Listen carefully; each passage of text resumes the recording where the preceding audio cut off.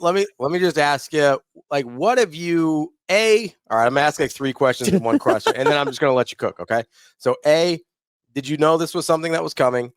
B, what have you been able to find out about the decommitment in terms of how the Raiolas came to this point in the process?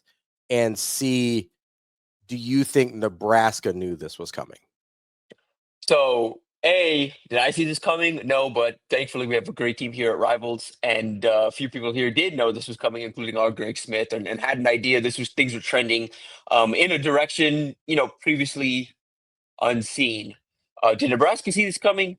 Yes, they had a sense this is where things were trending. And as far as how we got here, um, something changed between Friday night and, let's say, Tuesday night, early Wednesday morning, in terms of how both sides felt about this partnership, specifically the Dayton Raiola Nebraska partnership, and just where the viability of it, just in terms of I had gotten a sense there was an understanding across the board of what this was, what Dayton Raiola was coming here to do, and kind of an understanding that, hey, the path to playing time is likely very slim, if at all.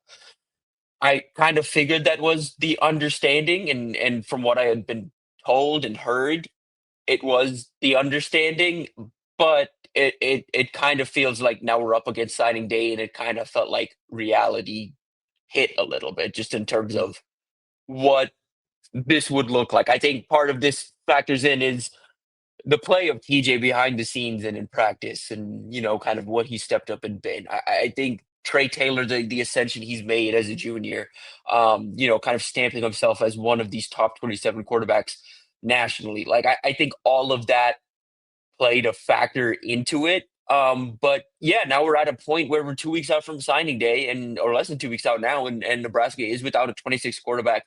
Not necessarily a need they had to address, but this staff, just in general, at the Power Four level, you like to have a guy every cycle. You never know what can happen. You never know what can, you just never know.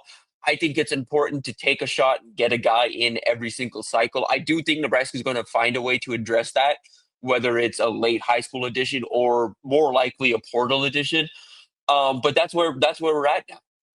Tim, when it comes to the decommitment and from your understanding of it, I know you got a little bit into that about maybe some of the reasonings why, but do you get a sense that there is any part of that conversation between Dayton and Nebraska where some of that maybe started or had some internal conversation from Nebraska's side that started that process of saying, hey, maybe there's a better opportunity for you elsewhere? Or do you think this was truly a Dayton Raiola decision 100% on his side? Yeah, I mean, I think there's been this like back and forth of like, hey, like, and I think part of this is, again, just where everyone thought everyone was in terms of the understanding of the situation. And so, yeah, I mean, I think there was some discussion back and forth, but ultimately in terms of what triggered this, yeah, this is more so on Dayton Raiola's side of trying to find an opportunity to play football. And, I think part of this too is I think who he I think very much you can very much say part of this is he's played how he has as a senior, kind of, and is wants to give this a go, wants to give this a real go of like playing at the next level, and a realistic go of playing at the next level. And I don't really know how many opportunities there will be for that at the Power Four level for him, to be quite honest. But he has an opportunity now over these next week and a half or so to explore those opportunities and see what's out there for him. Mm. Tim, do you think there is any correlation to this Dayton Raiola decision and anything that may or may not happen with Dylan Raiola in the offseason? I mean, sure. I mean, I think one is absolutely related. I mean, these two guys. I mean, they're brothers. The family is so important to the Raiola. Like, it does absolutely, but I don't think one automatically implicates the other. I don't think Dayton not being a Nebraska commit and not signing with Nebraska on December 3rd automatically means Dylan Raiola is headed to the portal or anything like that. At the same time, this is a situation that needs some massaging over, and this is going to be one of those things that it's just going to be this kind of push-pull where it's going to be just kind of a storyline to essentially monitor until the portal officially opens, which it won't happen until Jan 2nd. So, yeah, if anyone's like sick of this or sick of the speculation or sick of whatever, yeah, it's going to be speculated on until December 2nd at this point. So you mentioned the impact that TJ Latif and his play have had on, you think they had on the Dayton decision. Do you think any of the way TJ Latif has played is going to have any impact on the Dillon decision? No. Okay. Tim, off question, but I promise it'll get us there. Do you have siblings? I do. Okay. Siblings. So are you the oldest? Yes. So if you were to give any advice as an older sibling who's, lived a little bit longer life or anything, do you think your younger siblings may take some advice? Yeah, I mean, I think so. I think absolutely. Like, yeah, I mean, just off lived experience. So why I don't understand how that hasn't been brought up more. How that can't be a part of this conversation too. That Dillon can't be also, part of the quarterback conversation and the starting quarterback at Nebraska, but also be an older brother and just say, maybe this is not, it's the best place for me, but maybe it's not the best place for you. I don't understand how that narrative hasn't really spun out yet from Nebraska fans who are just assuming it's one and the same, that Dayton and Dillon would both leave because one didn't like Nebraska. Right. And again, I don't think it's anything of not like. I think the feeling, I think honestly, if you ask Dayton Raiola, he still likes Nebraska. He's still I think part of this is just truly the calculus in terms of the playing football. I think part of this was the initially hey, there's a very limited chance you see the field, or there's a limited chance that Dayton Raiola sees the field at Nebraska. At least that was the perception, for very long. It was based on just, again, where things stayed, where he's at as a prospect.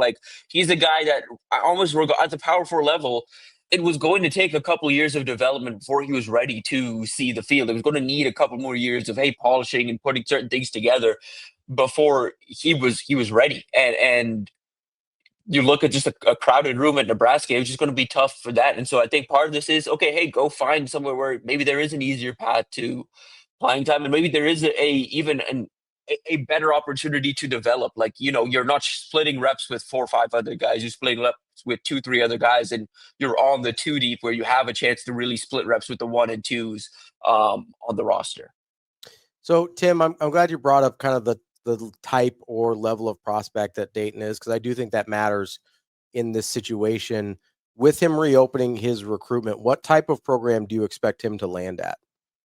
Yeah, again, I think I'm looking primarily, I think outside of the SEC and the Big Ten, I think there are a few Big 12 programs, ACC programs still in search of a QB commit, still in search of a 26 QB that would potentially make some sense. In terms of, again, just pure, really depends on what he's looking for. Because if he's looking for a true playing time, I think he could find that at the G5 level, an opportunity to compete for a starting job early on in his career. Could potentially find that at the lower G5 level too. So yeah, I think there's opportunity out there. It's just, again, we're a week and a half away from signing day. He's deep in a playoff run.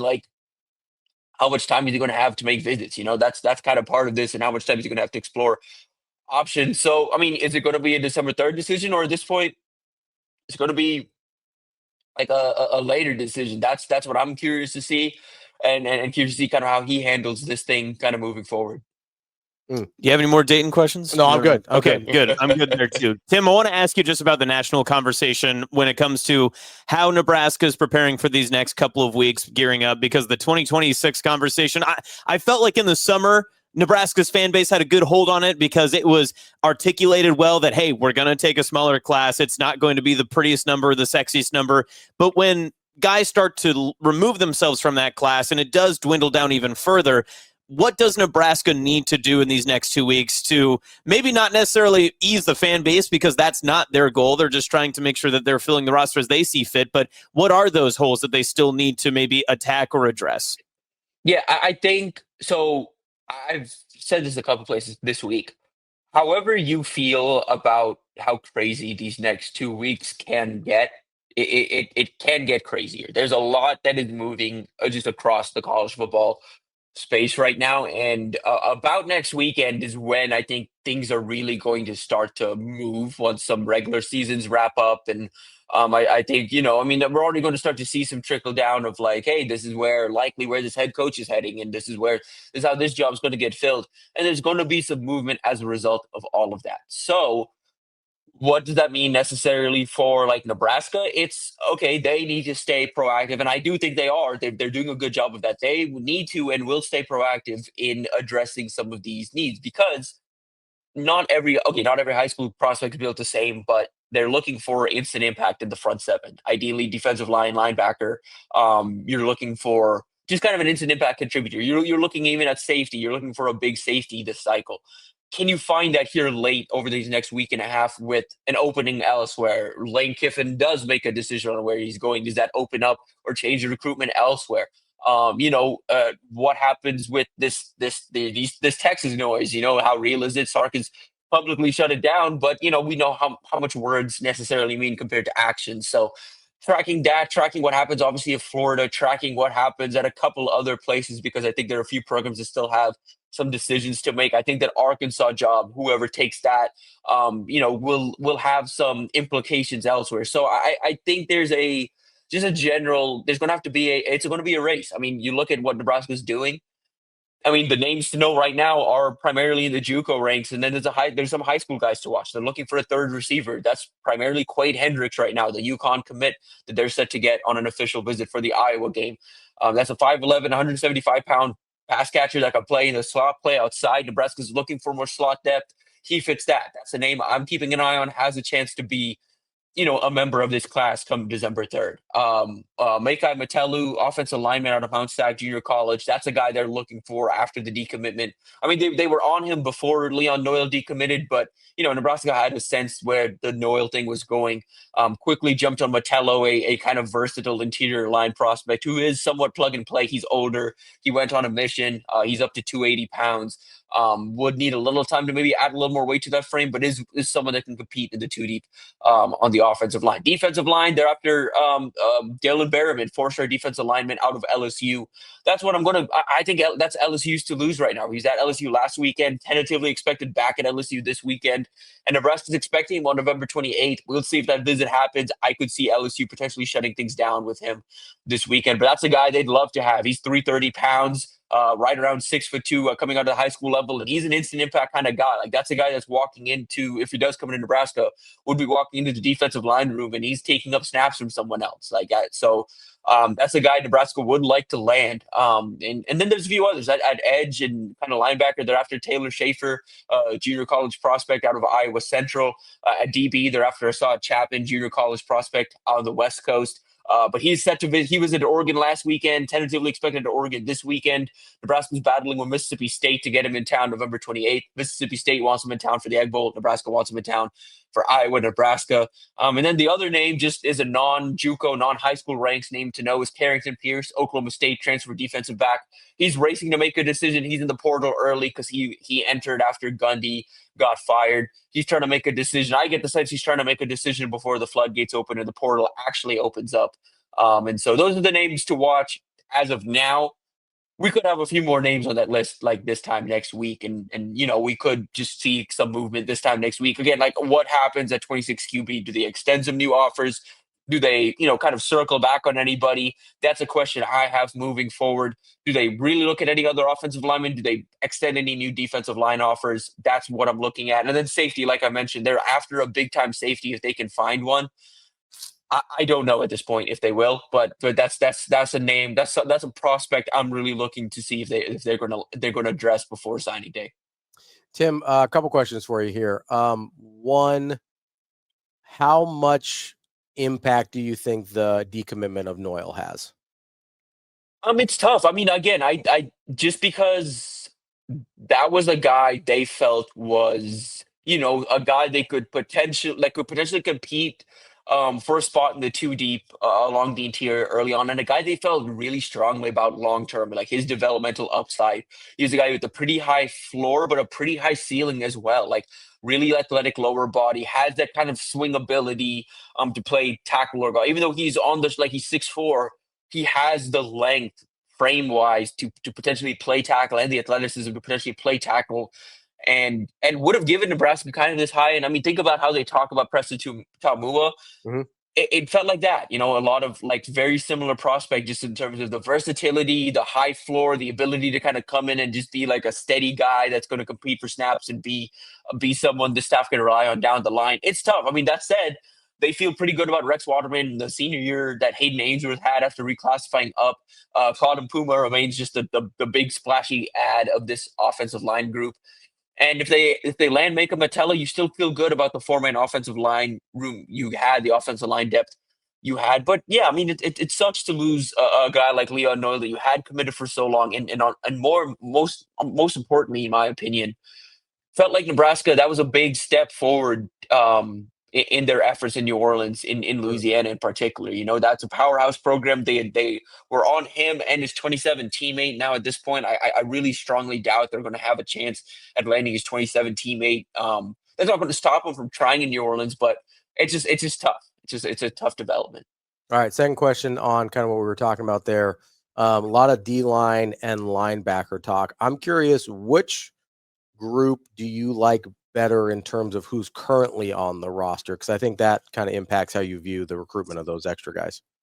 I like the D-line room a little more now, just in terms of what I think this group could be with another offseason of development, another year. These guys are so young. I do think they need, like, in terms of what they need to add, obviously they need, I think, some D linemen to add depth. And I think it would obviously help to add a high impact guy before next year. That said, I think more importantly for next year, you need more athleticism in the linebacker room. You need kind of a big athletic leader in there that, especially with the loss of Javen Wright after the season, you need a big, a Taylor Schaefer-esque kind of just big linebacker, a big athletic linebacker in the room, in my opinion. That said, I do think they're going to address both. I think D-line and linebacker help are coming.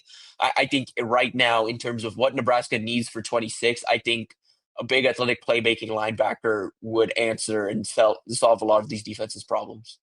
Tim, if Emmett does what a lot of people consider Emmett will go and do after the season wraps up, does that mean transfer portal conversation for running backs part 2 as we follow from last season? Or do you think it's going to be more of a priority for Nebraska to try to target to replace him? How do you see that one unfolding? I think regardless, I think transfer portal, like running back in the transfer portal, is going to be addressed. I think, again, very much depends on what Emmett does. I think at this point, the smart move for Emmett would be to capitalize on his ascending stock. Running back is a position where it's about the tread on the tires. It's about getting there healthy, capitalizing when your stock is high. I think he should declare at the end of this year, obviously barring how these next 2 games go, but I think he should declare at the end of the year. And if that does happen, I could see Nebraska adding like 2 running backs out of the portal potentially.